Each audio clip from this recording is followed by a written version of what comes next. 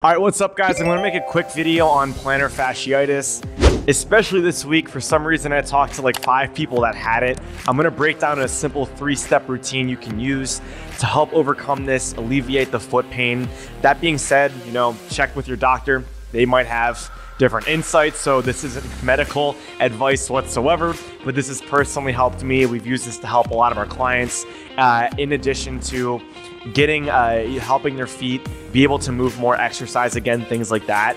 That being said, when it comes to plantar fasciitis, also just getting your weight down, that's gonna take a lot of pressure off of your joints, off of your ankles, things like that. So if you're doing this in addition to getting on a better system as far as nutrition, fitness, things like that, the weight comes down, we're stretching our feet, we can move around a lot better, okay? So we're gonna talk about 3 things, 3 simple steps we can use to reverse it. I'm gonna walk through a plantar fasciitis stretch. We're gonna do a tibialis stretch, and then we're gonna close out with our ankles.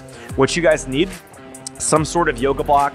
Personally, I've had these things for 30 years. These are alphabet blocks from my childhood that I use all the time.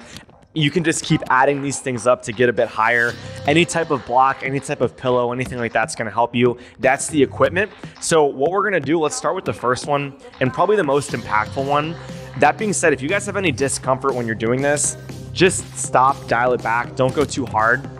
But what it looks like is this. So we're gonna be in a tabletop position like this. We're gonna curl our toes underneath our feet just like this. What I like to do is get up here, separate my pinky toes, get a bit of space. What can happen is if people have tight shoes, or personally, I don't really wear high heels, but the thing is, those are really gonna like mash in your toes. Any type of footwear can kind of mash your toes together and cause that. So I like to space out my toes before I get into it. Now, the ultimate end goal here is to hold this position for 1 to 2 minutes. That being said, if this is too intense, you can scale it down. So you can kind of lean forward, take more weight off of your back, off of your backside, and then again, get the stretch through your toes. It's really gonna open everything up from your toes up to your heel, and this stretch alone can really alleviate a lot of it. Just play with it, think about where you're at, and then also, again, dial it up when you're ready. If you feel like you're not getting too much of a stretch here, gradually work up, get on your fingers just like this. Gradually, you can even take your thumb off, take your pinky off, start working your fingers off just to put a bit more loading on.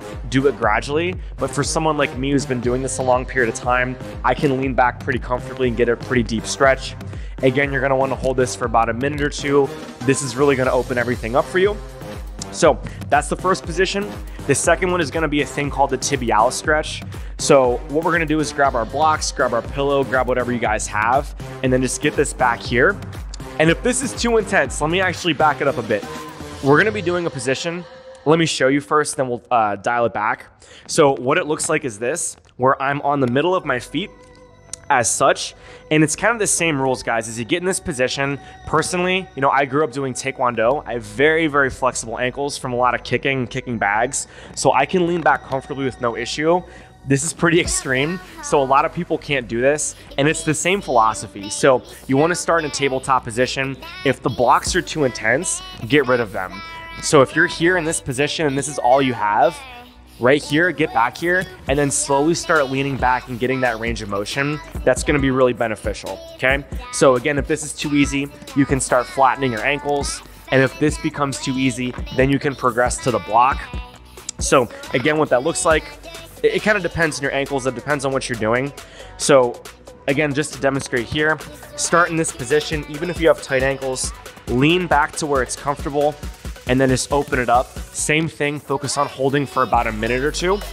And this is really gonna open everything up, because when it comes time to attack a thing like plantar fasciitis, you wanna work on the things around it. So the main stretch is gonna take care of a lot of it. It might be tightness in your tibialis, it might be tightness in the top of your feet.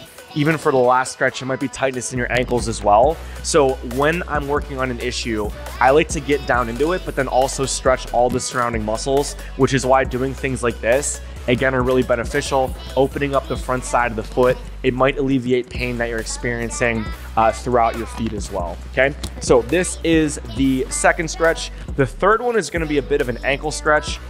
This one can be kind of intense, so again, dial it up and down based on what you're looking for. I do this with a 45-pound plate. For this demonstration, we don't need to do that. So what this looks like is we're gonna be in a position like this. We're gonna get on our ankle here, and the whole goal of this position is to take our knee and really go over our toe and load it like this, and then really focusing on opening up everything in the back of the ankle. Again, guys, when it comes time to open these things up, there's never gonna be a silver bullet. You have to work on the entire thing that's going on. So basically take this, put this on top of your knee, and then really just push forward. So again, this position, my heel is planted on the floor. I'm actually kind of actively pulling my shin over my toe, and I'm getting a deep stretch in the back of my ankle. Okay, and if this is too easy for you, you can always go up and weight. I actually use the 45-pound plate, and I use an additional 15 pounds just to get me into deeper ranges of motion to open everything up. Okay, now hold this position again, 1-2 minutes. Go where the loading is comfortable. 10 pounds might be perfect for you. 10 pounds might be too light. It depends on what you have going on. But yeah, this position, very good. And then switch. All right, same thing. We're in this position here. Focus on rocking forward. You also might find that one ankle is tighter than the other, which for people that do yoga, that can be a very frustrating thing, but it is what it is, guys. Bodies are very weird. So again, this position, as you can see here, pushing forward, getting my knee over my toe, getting some stretching and opening up in the back of my Achilles here. That can alleviate a lot of the tension that we're feeling. And again, being in footwear all day, a lot of us are nurses in this group. Being on your feet all day, and then also being like 30, 40 pounds overweight, your feet take a beating. So again, guys, this is a really great stretch here. These 3 things, in addition to getting on the right track, will make a major difference. But that being said, that's everything I wanted to cover exercise-wise. A few things habitually that can happen.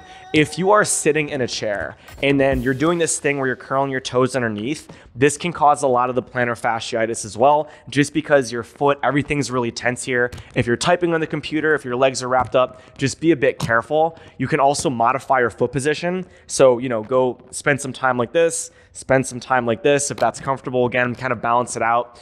Do this stretching maybe, I would probably say 3-4 times a week, and you're gonna be in a better position with plantar fasciitis. So that's how I've recovered mine. That's the routine that we use with our clients to help them with this. So any questions, comments, let me know. As always, if you need help with fitness, you know where to find us. Leave a comment down below, comment me, and we'll reach out. Otherwise, hope that video was useful, and I will see you in the next one.